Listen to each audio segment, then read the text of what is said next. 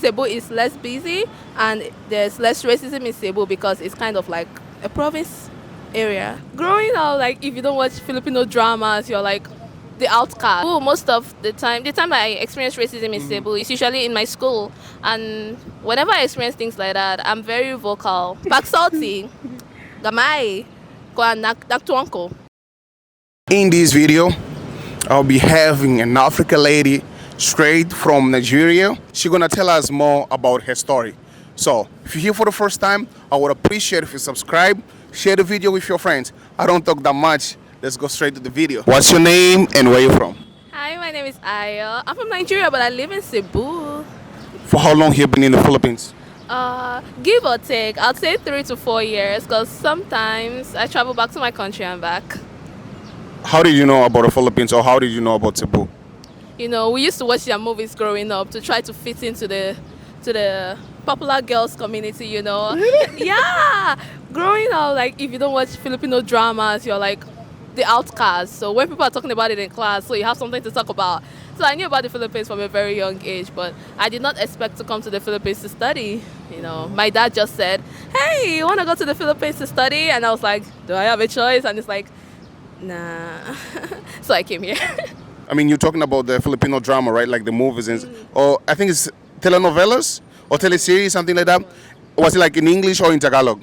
Oh, it was dubbed. It was like they were speaking Tagalog, but we could hear it in English. It was dubbed. You can't get a sub. To get a sub, I think it's more expensive than the dub. I didn't grow up rich.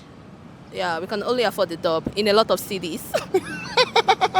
Okay. And how different is the Nigerian education compared to the Philippines education? Well, I want to say it's so different, but at the same time, it's not so different. The only difference I can see is that the teachers here, because I schooled in a private university, All. and the private universities, the teachers actually put in efforts to get to know their students personally. Well, not outside of profession, whatever, but they put in efforts to know their students. In contrast to Nigeria, the professor is just like, submit your assignments, do the It doesn't really care emotionally and stuff. If you're failing, you are failed. But here, if you're like failing, the teacher will ask if is everything okay and stuff like that. It's also more expensive to study in Nigeria than to study here, and that depends on your course. For me, I'm studying medicine, so medicine in a private university in Nigeria. Wow, I'll like sell my kidney or something, you know. You mentioned about the, I mean, teleseries, but how did you end up in Cebu and not in Manila? Yeah. Do you know the funny thing? I had never heard of Cebu until I started processing my admission here. Okay. So I only know about Philippines, Manila. I don't know why I thought that way, but yeah. So basically, my dad was very worried about racism. And he said he didn't want his little daughter to go and face racism and everything because he is well traveled, so he knows how it is, and he was very worried. So he asked around here because I have a family member here. Oh, yeah. Yeah, she stays in. I try to remember the name. I cannot. It's far. It's in Manila, but it's like just outside Manila. I think Batangas. Venezuela? Oh no. Or Batangas? Yeah, Batangas. Okay, it's Batangas outside of Manila. Yes, it's Batangas. She stays in Batangas, and like my dad talked to her and talked to a lot of other people here, and they were like, it's better I go to Cebu. Cebu is less busy, and there's less racism in Cebu because it's kind of like a province area. So that's how I came here. Oh, okay. I mean, you have mentioned about racism, so let me ask you, like, for you as a foreigner and as an African, as a black lady, how would you see racism in the Philippines? Like, have you ever been in a situation that you encountered that?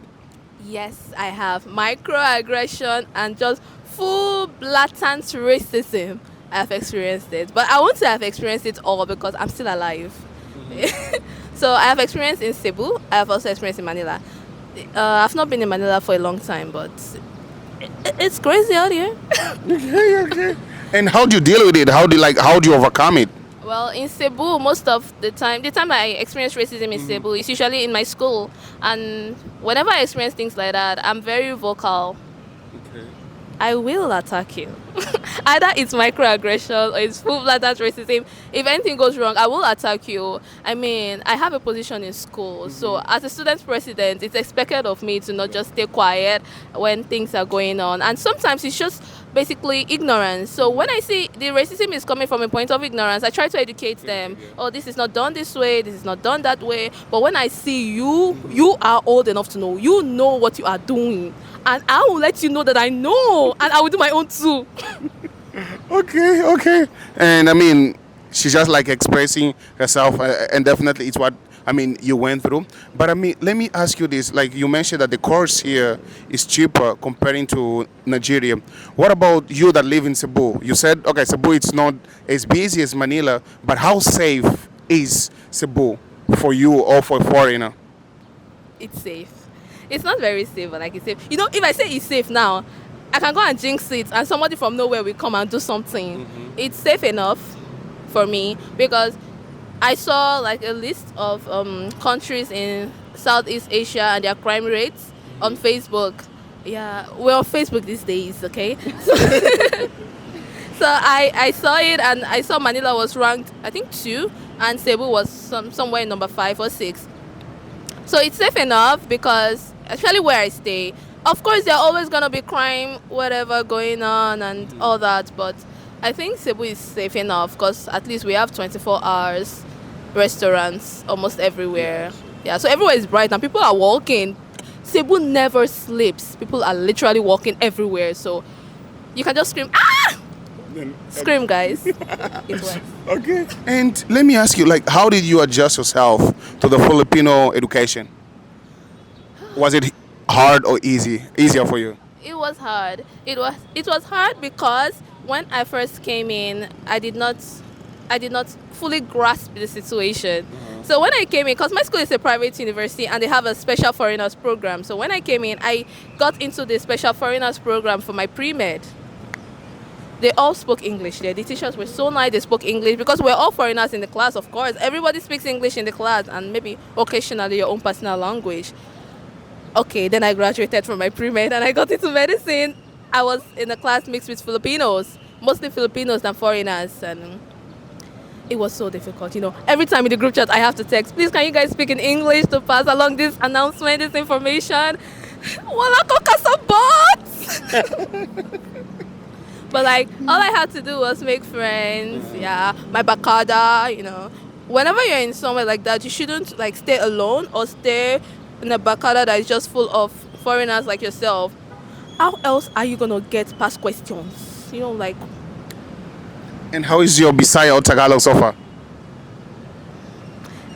Don't shame me. Don't embarrass me in front of the public. Who knows? Maybe my future husband is gonna see this. Okay, sorry guys. But yeah, back salty, gamay, kwa naktuanko. Is that Tagalog Bisaya? Oh, Bisaya. It means I speak little and I'm learning. Oh, okay. Yeah. I think it's good. I mean, as well that you're at least trying to learn. I mean, the language. Oh, it's beautiful. Cebuano is such a beautiful language. If I could understand how to flirt in Bisaya, I'll do that day and night. But like literally, I just know gigugma, tika, and stuff like that. And wait, kumain ka na ba is Tagalog. Yeah, kumain yeah. Yeah. Have you count? No, but I mean, it's good. It's good. I mean, for the time that you have been here. So, but let me ask you, how is the African community in Cebu? The African community is kind of divided, but in the division there's unity. Oh, a point.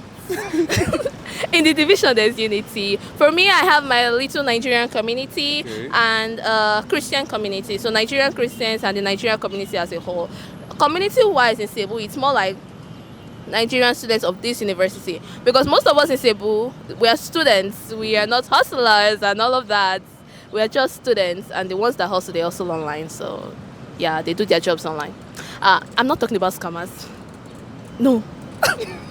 No, they do their jobs online. But basically, we have like in our schools, we always have like Nigerian Students Association or Kenyan Students Association or Indian Students Association. And then all of that, we have like an international community in every university. So outside the international community, you get Nigerians in the Philippines, Nigerians in Cebu Association. If you are not in any association as a foreigner in Cebu, that's your fault. That's your business. Go and join one. Thank you so much for watching until the end. You know, you can't always complain about everything, you know. There are some things you have to push through. If you are not a strong person, you can't push through. Maybe you can push through in Manila, but you see Cebu.